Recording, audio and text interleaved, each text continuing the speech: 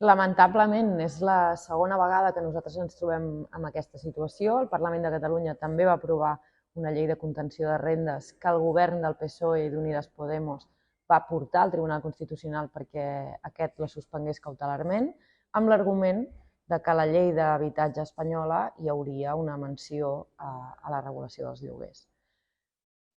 En el cas de la llei del Parlament Balear, la situació encara és pitjor perquè el PSOE aquí la vota i després a Madrid la tomba, i el drama de la situació, la tragèdia de la situació és que en la llei, les negociacions de la llei d'habitatge no estan versant sobre la limitació i la contenció de rendes, la limitació de lloguers. Per tant, és un problema doble, per una banda legislatiu, no? El PSOE continua apuntalant aquesta forma recentralitzadora d'altres governs espanyols del Partit Popular, per exemple, i per altra banda el PSOE prefereix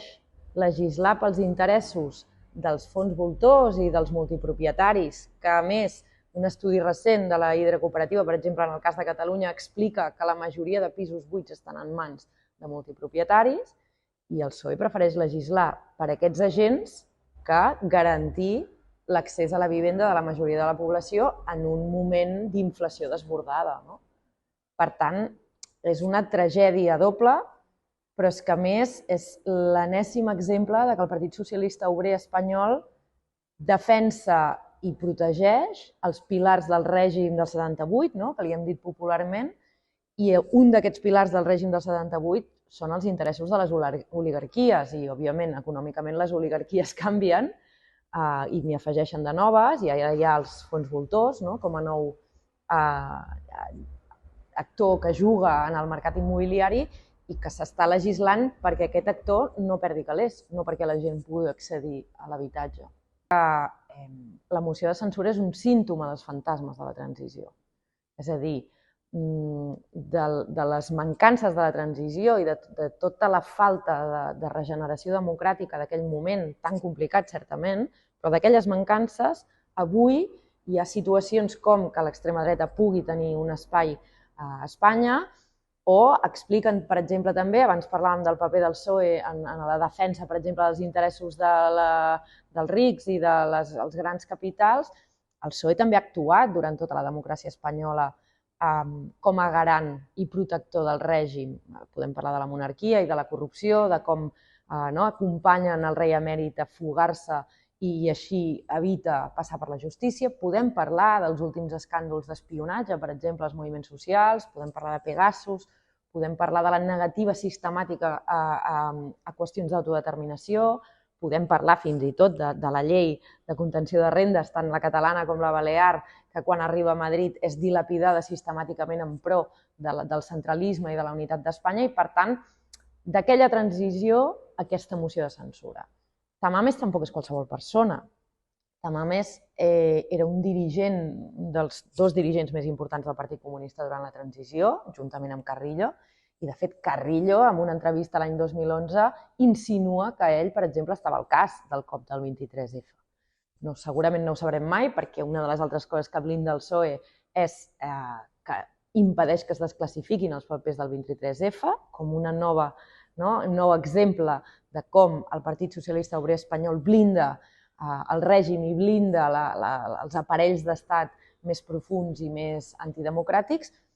però jo crec que és una metàfora, és una representació del fracàs de la transició espanyola com a transició verdaderament democràtica i com 40 anys després els fantasmes retornen en forma de moció de censura de l'extrema dreta i amb un candidat com el senyor Tamames. Justament ara hem començat el procés de valoració de com anar la legislatura per decidir si ens tornem a presentar o no,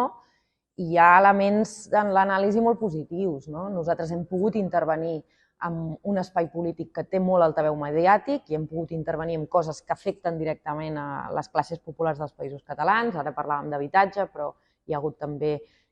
legislació feminista important, hi ha hagut l'estat d'alarma, hi ha hagut el conflicte amb Ucraïna. Hi ha hagut qüestions també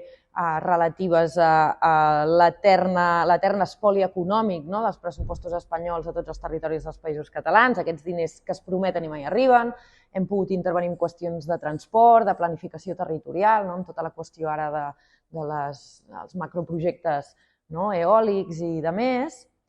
Es valora com a molt positiu que per primera vegada el projecte institucional de l'Esquerra Independentista, la CUP, pot fer activitat institucional més enllà del Principat i pot intervenir en una institució que dialoga amb